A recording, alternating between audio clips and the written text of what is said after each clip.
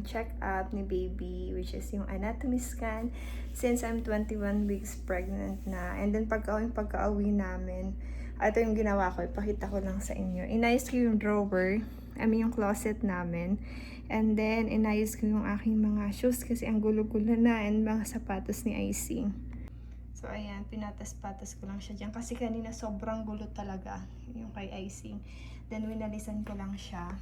Then, guys, update sa anatomy scan ni baby. So far, so good. Everything is normal. We're happy. Yun, hindi naman siya masyadong nagtagal since okay naman nga lahat ng parts ni baby. From head to toe, spine, hearts, kidney, bladder, lahat. Chinek sa kanya. So far, so good. Okay naman siya. And nagkaroon lang kami ng follow-up check-up sa isa pang doctor, which is yung OB ko din. And then, ipakita ko lang ito. Dumaan kaming Asian store after ng check-up ng aming appointment. And ito yung aking mga nabili. Yung iba kasi natago ko na mga ano lang naman yun, yung mga Pinoy goods natin.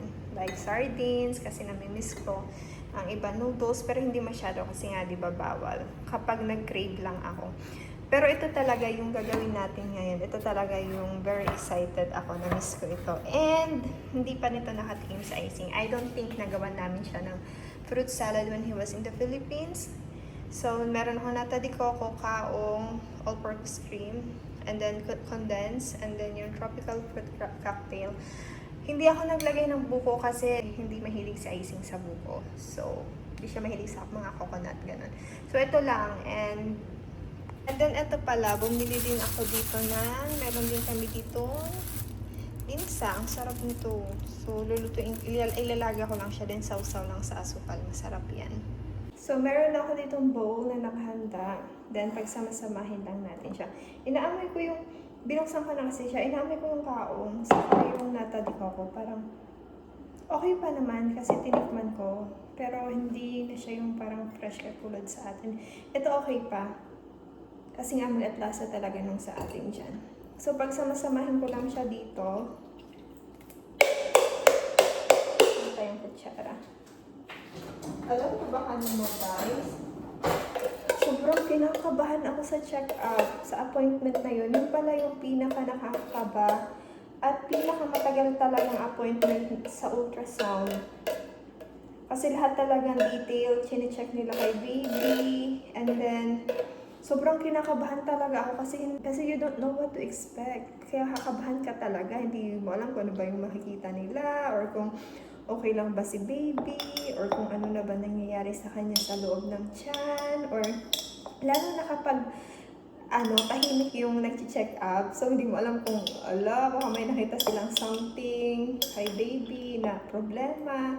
So, ako talaga, tinatanong ko talaga, is my baby okay? Like, no, you're okay. So far, so good. Like, everything is normal. Pero ina-assure talaga nila na ma-feel at peace ka. Pero kapag syempre may differential, syempre sasabihin naman talaga nila. Pero ang galing lang nung nag-check up kasi talaga, kinakalm niya talaga yung patient. Lalo na ako, sabi ko, parang hindi na ako nakakahinga kasi sobrang kinakabahan talaga ako sa magiging result. Hindi ko talaga alam kung anong nangyayari kay baby sa loob ng tiyan, kumpleto ba yung mga toes niya, wala ba siyang bingot, yung mga ganun na isip ko, or baka may difference siyang makita na hindi proper yung heartbeat niya, yung mga ganun. Pero so far, okay naman lahat. Nakakakaba lang talaga, pero pray lang and magiging okay din ang lahat. So yun, after nung check-up, nakahinga-hinga na ako ng maayos. Ako yung unang pinapasok sa room kasi mineasure pa si baby, then saka lang nila tinawag si Icing para makita niya din sa screen. And nakakalungkot kasi hindi allowed mag-take ng video. So, hindi ako nakapag-take ng video. Balak ko pa naman sana mag-vlog.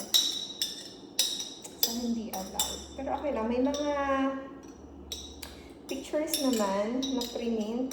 Pwede ko yung ipakita sa inyo mamaya. Then yun, nakahinga akong maayos nung matatapos na yung check-up. Kasi sabi niya, well, everything is normal, everything is doing good, everything so far is good. And yun,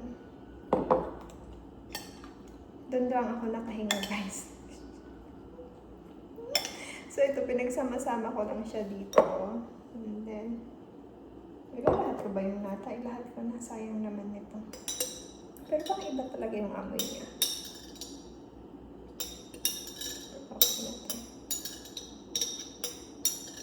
Pero sobrang, ito yung pinaka-exciting part talaga sa pregnancy, yung anatomy scan. Yung iba, saka yung condense, hindi ko naman siya ilalahat. Kasi may paggagamitan din ako. Bala ko si icing gawan ng carbonara. Then, ano pala guys, update sa bahay. Kasi nga, diba, nag-apartment kami ngayon. And, balak namin lumipat ng bahay. Nagtingin na kami nung nakaraan. So far, so good naman. And, ngayon, nagbayad na kami sa appraisal fee. Meron na kami nahanap. Nag-down na kami. And then, nagbayad na din kami for the appraisal fee. So, inaantay na lang namin yung side ng seller.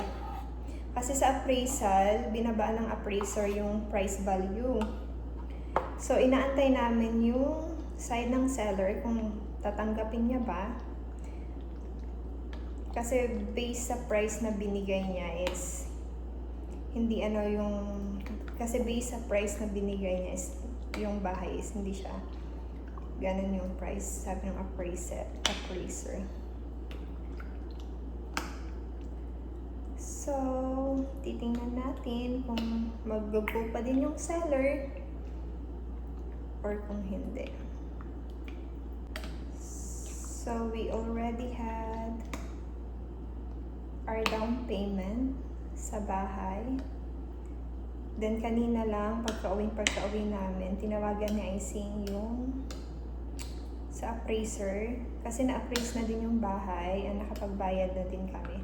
So, inaantay na lang namin yung side ng seller. And then, closing na. And then, sana before August 17, makalipat na kami. Kasi dito sa apartment, nagbigay na din kami sa office ng 30-day notice.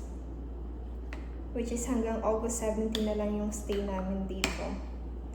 So, dapat, before August 17, we heard back na from the seller para, diba, alam mo yun, makapag-prepare na din kami kasi ang rami naming aasikasuhin pa, maghahakot pa ng mga gamit, alam mo yun, hindi din kasi basta-basta ang lumipat. And then, kailangan pa namin mag-arkila ng U-Haul or yung malaking truck para sa lahat ng gamit namin. Malapit lang naman yung lilipatan namin. Nasa 15 minutes away lang from dito. Tingnan nyo to guys. Tada! Nakagawa na tayo ng salad. Excited na akong tikman. Ayan. Try natin. And taste test natin. Pero wait, haluin ko muna masyado ng maigi.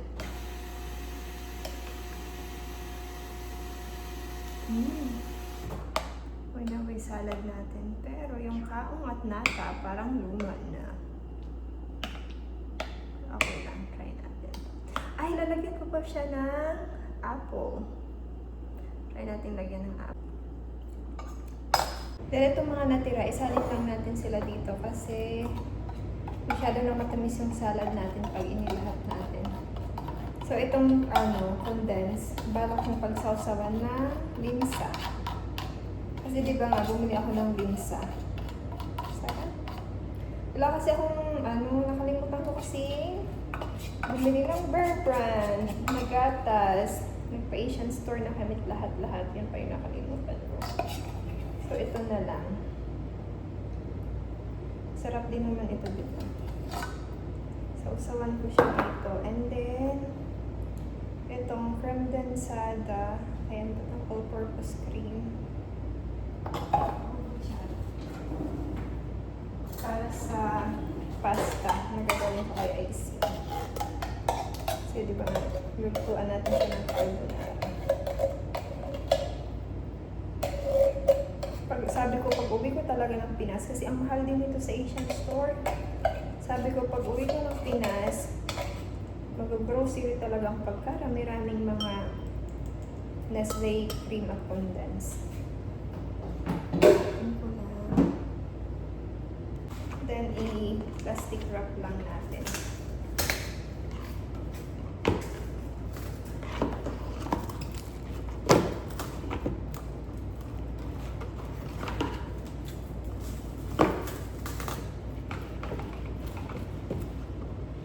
Plastic wrap natin para hindi talaga siya pasukin ng sarap.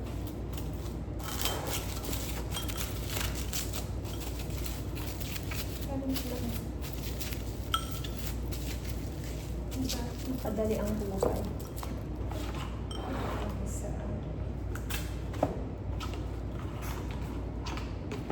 Plastic yung binibili namin kasi mas mura to compare sa aluminum foil. Aluminum foil, yung silver. And mas maganda kasi ito kasi kapit na kapit talaga siya sa mga katulad niya ng bowl. Para hindi talaga pasukin ng bacteria sa pag nilagay na sa wrap. So, okay na siya. Lagay natin sa wrap.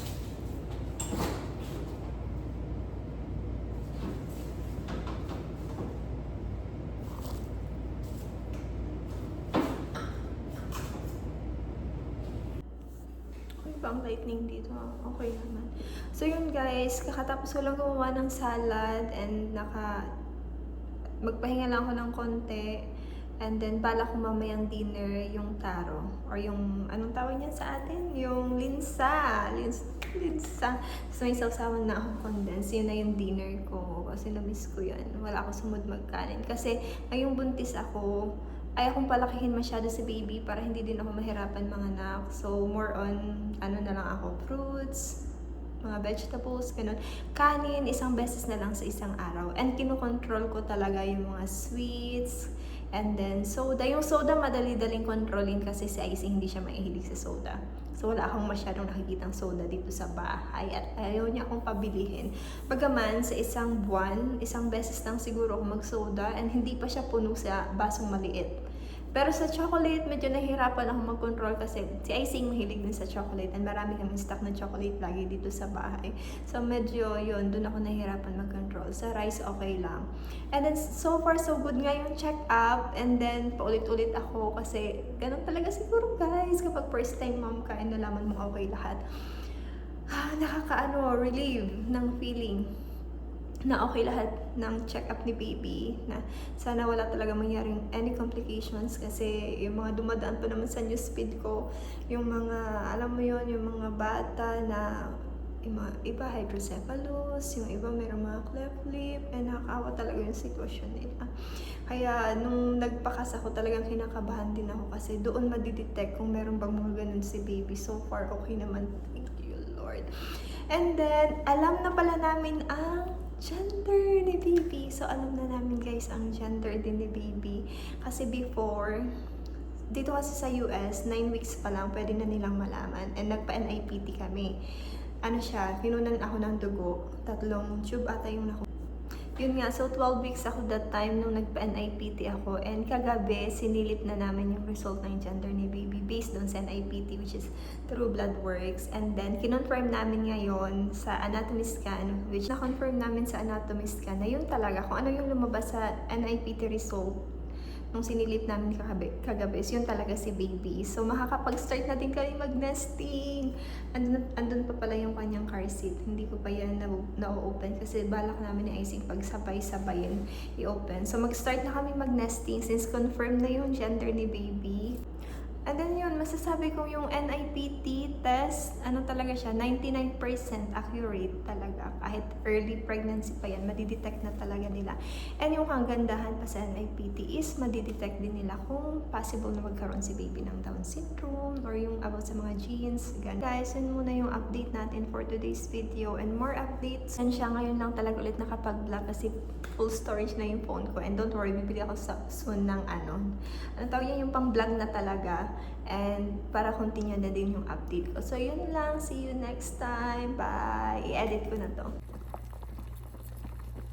Nilalago ako na siya, guys.